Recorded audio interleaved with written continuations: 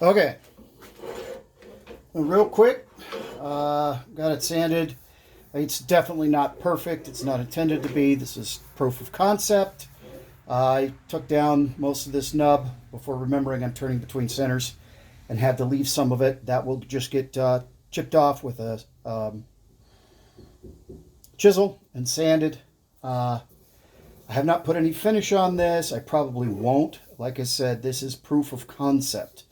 Can I do it? How does it? What does it look like? How do I get it done? So I'm going to do two things real quick. First, I'm going to put a tenon on this piece because, as we already could see, that's a little cup or a mug. So even if it's just a pencil cup, it's probably not deep enough, but that'll make a nice little teacup or tea mug. So I'm going to turn this up real quick, get a nice edge, nice outside on this, put a tenon on the bottom, and then I'm going to part this off of here.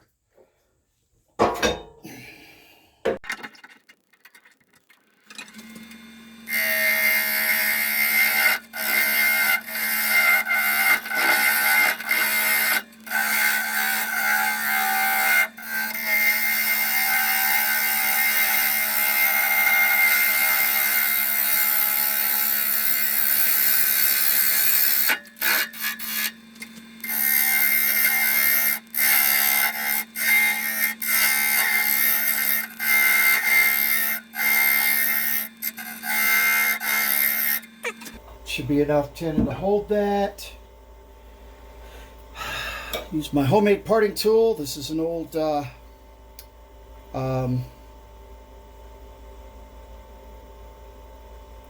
Sawzall blade.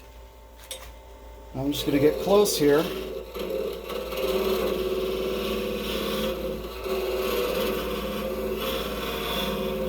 But because I am between centers, I do not want to part it all the way.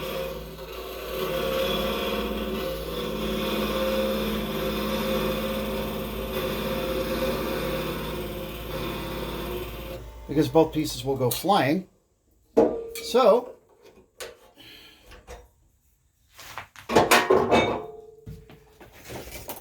use my narrow curved pull saw.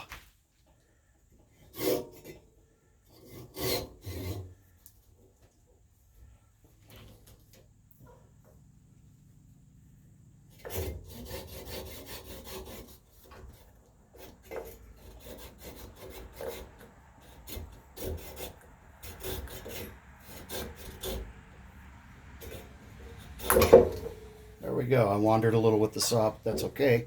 I'll clean that up sanding later. And I have the option of another little piece.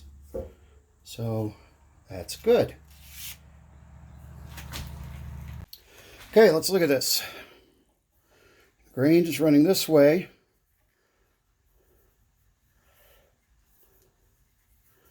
Probably my best orientation is going to be to take this as the top of the cup off, and this would be the base. It gives me most of the figuring and stuff.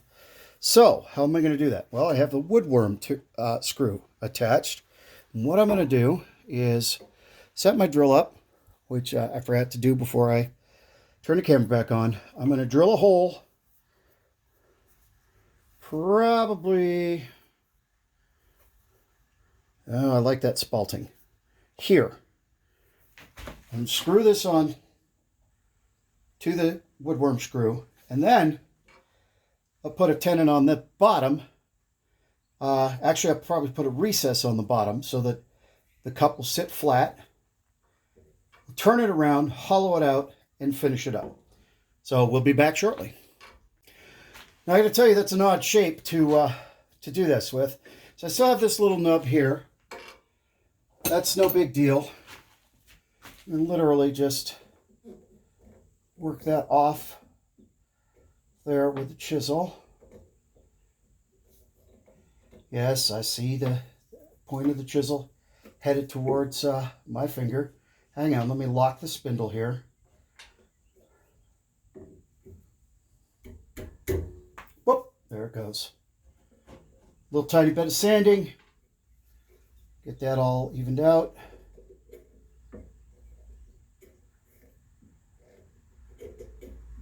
Literally take less than a minute's worth of sanding, and you never even know that that little nub was there. Now, it is a little bit oblong shaped, but that's okay. This is because the grain runs this way, and this is green wood. When this dries, it's going to get oblong anyway. So I'm not going to let that bother me. Again, this is not the final product. This is the proof of concept. Can I do it? How can I do it? What does it look like? Do I like it? Do I want to keep making them? That's why I'm doing this. So what I have to do now is make a tenon, or actually I want to make a mortise that will fit that inside it, hold the cup so that I can actually hollow it and make it a cup. Here's the handle. Basically what this is the exact same design as a spoon turned on the lathe, just bigger. Handle, spoon handle, this is the spoon cup. This is, however, is going to be a teacup or a coffee cup. So this design is actually not new or revolutionary, it's just bigger. So what I'm going to do is bring the tailstock in here so that I have center. I'm not really going to drive it in. I don't really need to. But it is there just in case. That woodworm screw is going to hold pretty good, though. I'm not real worried about it. But I need to turn a tenon, and I need to be conscientious of the fact that I have this handle swinging around so I don't knock it into both my tool rest, my tool, my fingers. That's a finger breaker right there. So keep in mind, this is now off balance. Watch this. And that's screwing around, that's dangerous. That's swinging around is dangerous. It's going to be swinging around for the rest of the project. So that area right there, I have to have it subconsciously, I have to have a buffer there where I understand a tool handle can't point that way or it's going to get whacked and it's going to hurt. Or my fingers. Okay, so roughly this size. And see, we're not quite round, and that's okay. We're going to make the bottom completely flat. Roughly this size is, that's about perfect for my recess. But, of course, like I said, this isn't flat. So I've got to, first of all, cut it flat and then come in and make a recess that's going to go on the chuck and hold the project for the rest of the time. So to do that, I think I will use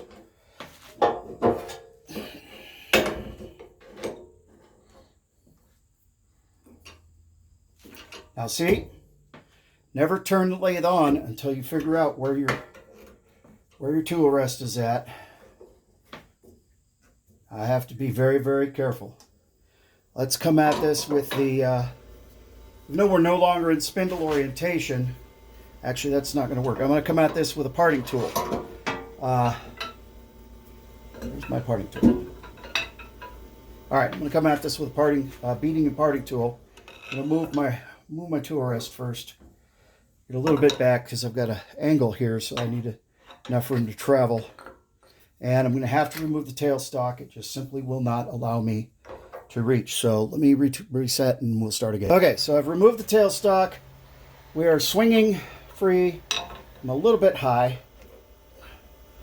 Again, being very conscientious, I've got that swinging bite out there.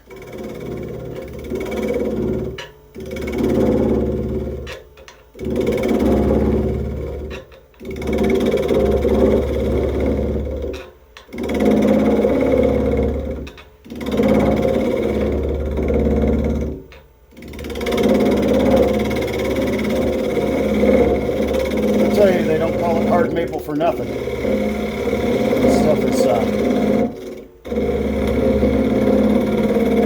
definitely earned the title. Alright, this is still a little high. Now again, we're trying to get this face flat and then put a recess in it so that I can get it onto the jaws of the chuck. That means my cup is going to be a little shallow because it has to have room for the recess, so that's okay.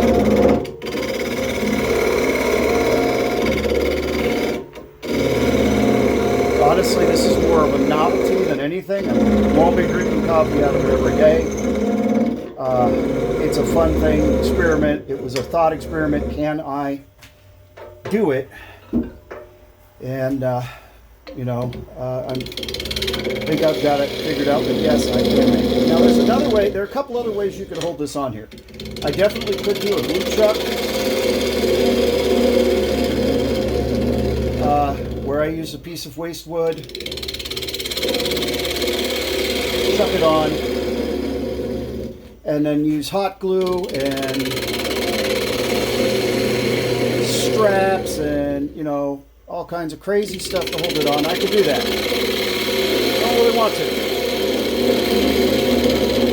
I want to try to see if I can make this a project that I could throw on the lathe, finish in an hour or two. All right, so I'm almost to the size I need. You'd see my imperfect sphere. It definitely isn't a good clean sphere, and that's okay. It doesn't need to be. This is supposed to be a rustic coffee cup. Why does it need to be a perfect sphere? But yeah, I mean, I could go through all the process of doing a glue chuck, but that's a lot of work. And this is a project I want to kind of figure out if I can kind of throw it on the lathe, simplify the process enough that I can do 2 or 3 of them in an afternoon.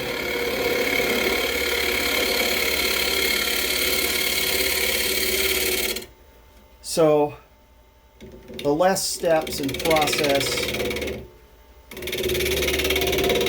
is involved, the faster I can make these, the better. Not that I really relish production turning, but it's kind of a novel item people might enjoy and might sell 2 or 3 of them on an afternoon at a craft fair. All right, so again, knowing this is not round, it is flat.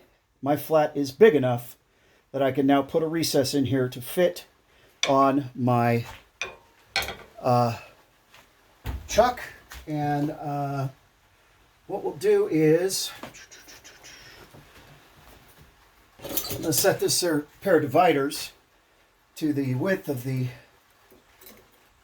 outside edge of the chuck.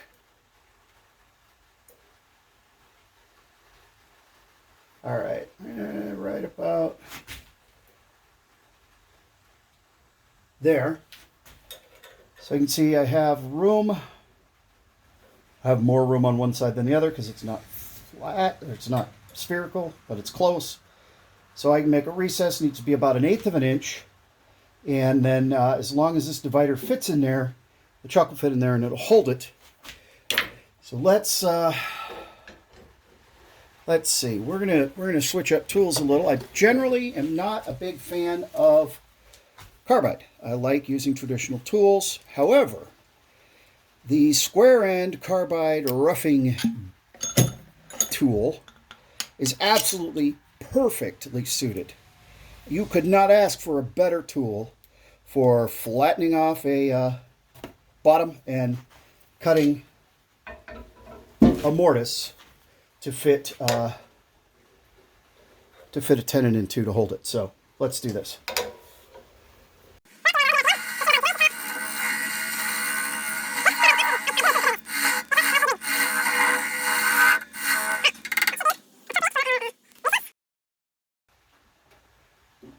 Yeah, we're the right size, but look at here. See how thin that is? That's not going to hold the chuck putting pressure outward. So you can see how really off-round I am. And I'm okay with that. This is a rustic piece. But I'm going to have to come up a little further so that I have more rim to hold, so that it'll hold stronger. So I'm going to take another swipe off, level it out, and then cut the recess again. Like I said, this is not perfect. This is rustic. It doesn't get more rustic than being a little askew and off balance.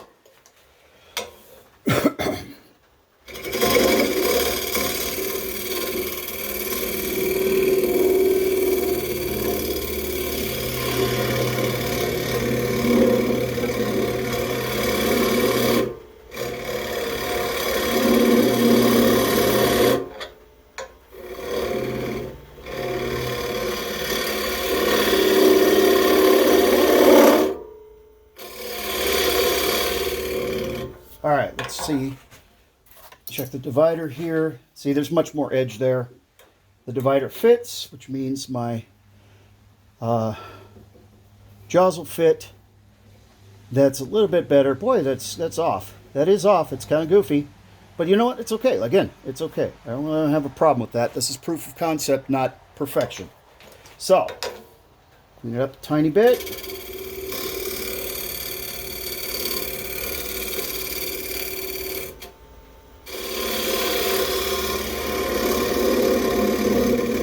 I like to do this. If I have a new idea or a different idea, I like to make a mock-up.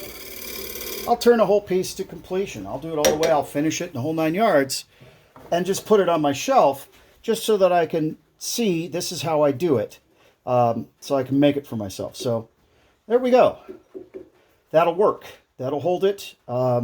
This edge of the mug is obviously going to be thinner than this edge. I have to be very, very conscious of that as I'm hollowing it out. But you know what? It's going to be okay. I think it'll look good. So let me get this switched around. I guess I can show you that process. I have this great spindle lock right here. As long as I keep pressure on the spindle as I'm unscrewing. See, as soon as I let up that pressure, it dropped, but that's okay. This makes a great handle for unscrewing this off of the lathe. See, we've got a little funky shape here too. That's okay. Not worried about that. All right. Sits flat. Take out the woodworm screw here. Close this all the way down. Get this seated on there. Normally I would have my tailstock up here and have the tailstock push it up. This is small enough and light enough. I don't think we have to worry too much. Now I'm putting this a decent amount of pressure here. I don't want to put too much pressure because that is a small recess with small edges. This edge is thinner than this edge. So what I don't want to do is blow it out and crack it. I've got more than sufficient amount of pressure on here to hold it. I don't want to crank it down too hard. I could literally keep turning this and just split the whole piece open. I don't want to do that. I don't need to do that.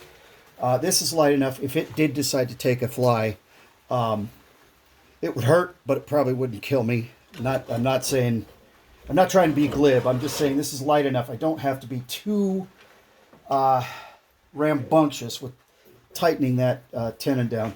As long as I maintain light passes, don't push too hard. Okay, again, the carbide, perfect for hollowing. So here, this is the same as that recess, just a little bit deeper, a little larger. So I'll just use the carbide as my hollowing tool.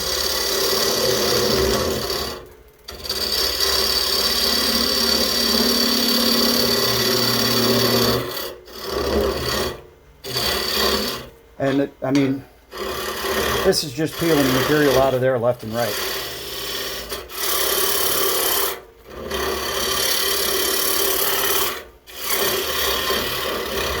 Okay, I'm going to stop it real quick and I want to look at something. I'm going to look at where the rim of my cup is. So obviously it needs to be down quite a bit more. That's going to limit the amount of fluid that the cup will actually hold. Next time I do this, it needs to be bigger. I'm okay with that. I'm learning. I'm teaching myself how to do this. So take that edge off.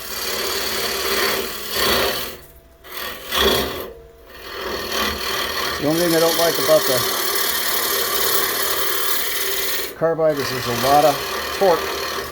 You see it kicking the bottom, kicking the face of the tool down and kicking the heel up. There's a lot of torque in there. I'm just using that to get the bulk removed. Look again.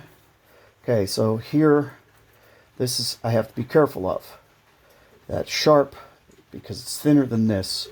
So I've got to come down a little bit more, flatten that out. I have to be cognizant of where that edge is in comparison to this edge so that I don't end up with a nice razor sharp edge here as I'm hollowing.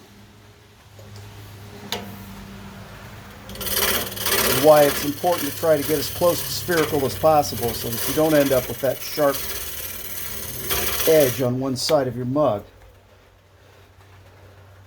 So next time I will work, see, that's pretty good. That's okay. I can live with that. But next time I will work hard to try and make it as close to spherical or as close to round as possible.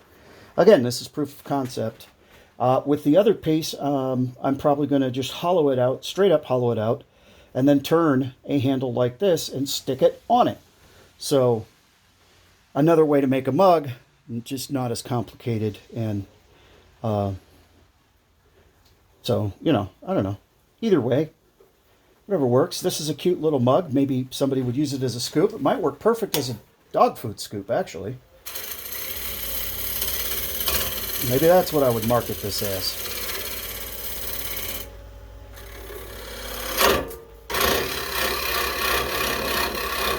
Now, what I like to do, but the camera's in the way, is I like to actually hold this tool against my arm like this. That lets my arm handle the torque, and we don't get kicking down as much.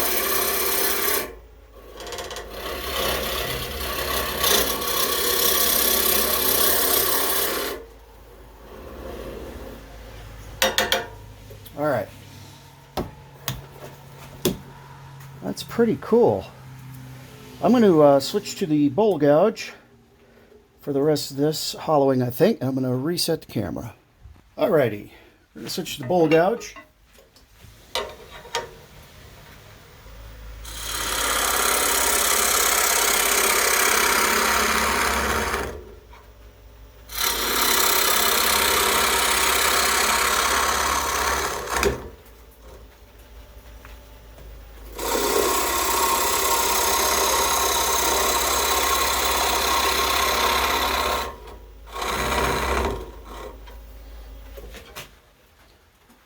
Tool rest in.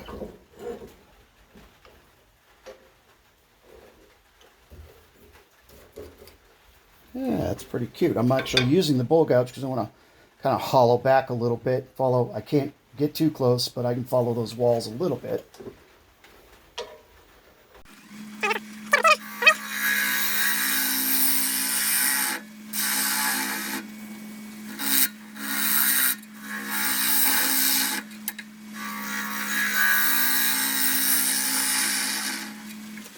Okay, so here we are. I've got a little more space. Come around this way.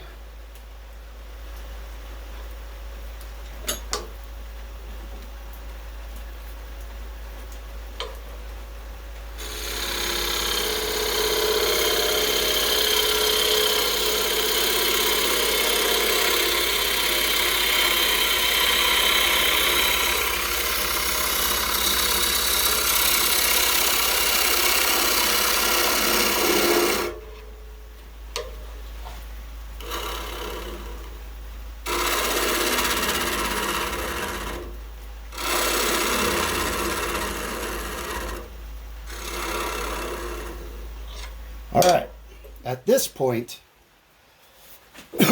I need to check my depth. Remember, I have 1/8 of an inch at the bottom there. That is a recess, a mortise to hold the jaws of the chuck. So I have this nifty little depth gauge. Pretty effective. Okay, I've got about 1/2 an inch to go. I always like to stop early. Pay attention to that. It's not a fun thing to create a funnel, which is what happens if you go too deep. You end up with a hole in the bottom.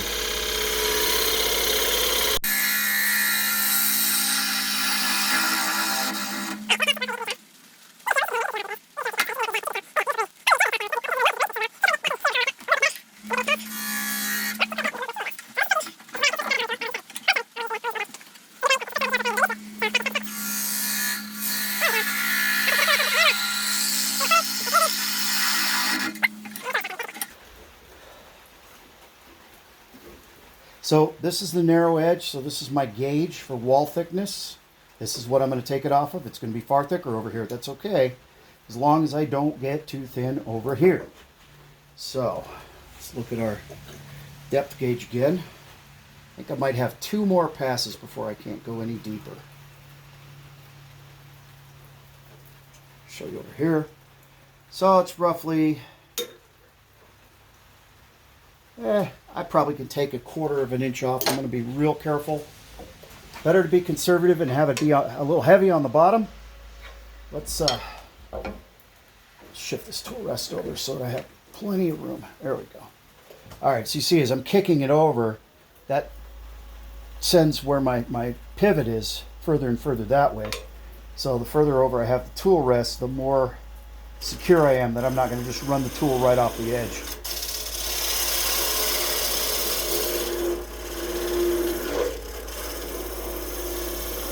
Which, in order to get a bite, we got to move a little bit more.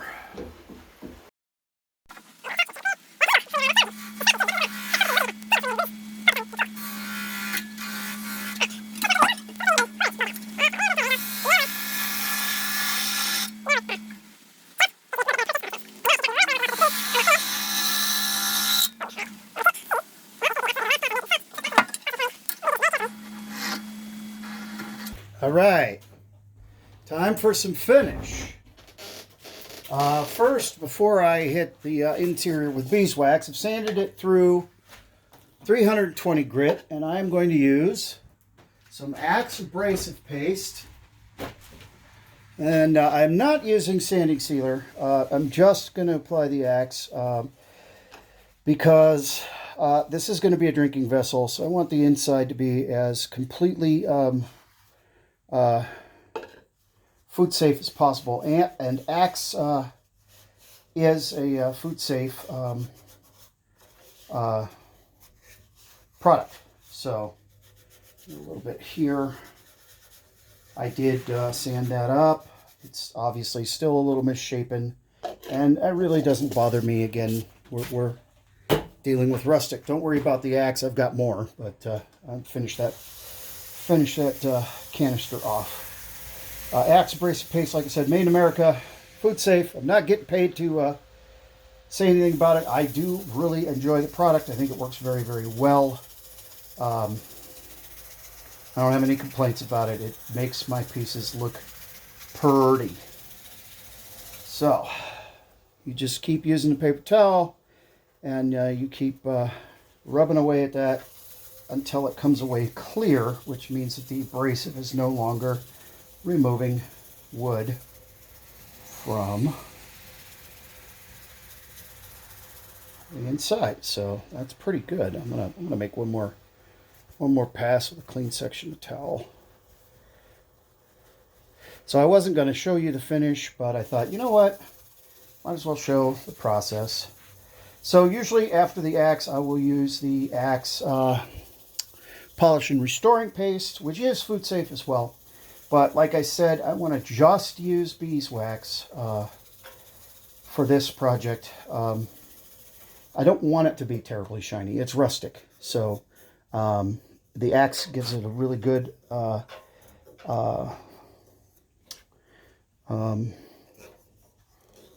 what do you want? It's not gloss. It's not full gloss, although you can get full gloss with the Axe. But it gives a good, really good high shine, and that's great. But that's not what I'm looking for in this piece. So let's see here if I can find where I put my beeswax. Okay.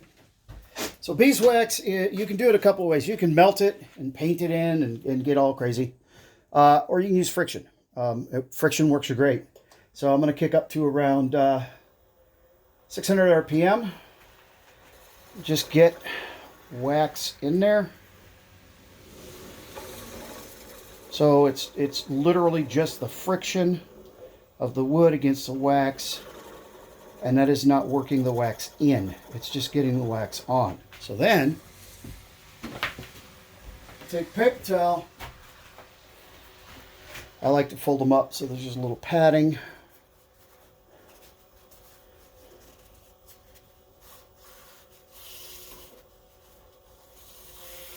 And this is going to create the friction that's going to essentially melt that wax into a very fine layer of the wood, it'll give it some waterproofing. It will make a little bit of a shine. And beeswax is very, very durable. Would I pour whiskey into this cup and expect the beeswax to prevent it from soaking into the wood? No. But you could probably put wine in there. I'm definitely going to use coffee in there or tea. And I think the beeswax will do just fine. And if it doesn't, it's not going to hurt anything. Maple is a safe wood. You could sit and eat maple sawdust if you wanted to, although why you would, I don't know. But maple's not poisonous. Maple's not dangerous. And ultimately, if I use this cup for a long period of time, it will take on the color of whatever beverages I put in it. So, get a nice dull gloss there, just a soft gloss, nice shine. All right, I'll work off that axe out here.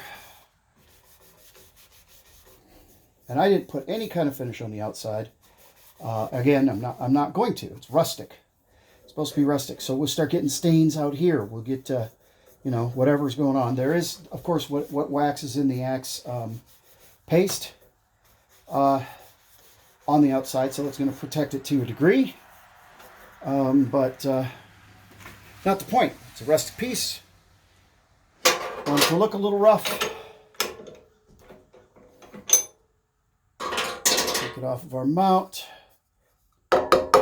Dent it up a little bit more. Let's make it rustic. There you have it. Little rustic Kuksa style cup. I need to sand this end, of course. But again, just a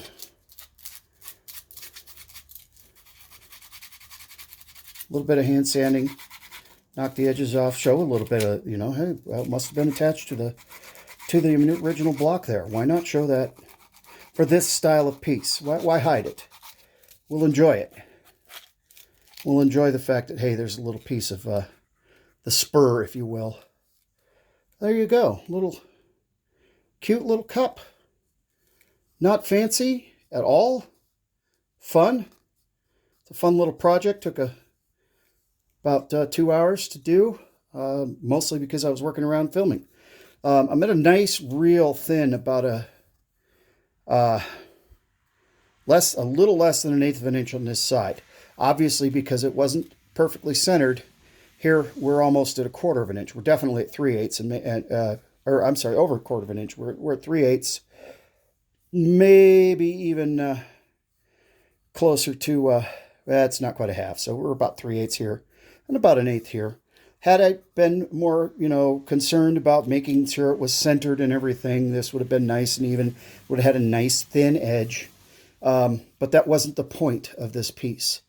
When I do the next mug out of the remainder, this will be a lot more even. I'll mount it right here on the tenon. I'll show you. Mount it right here on this tenon.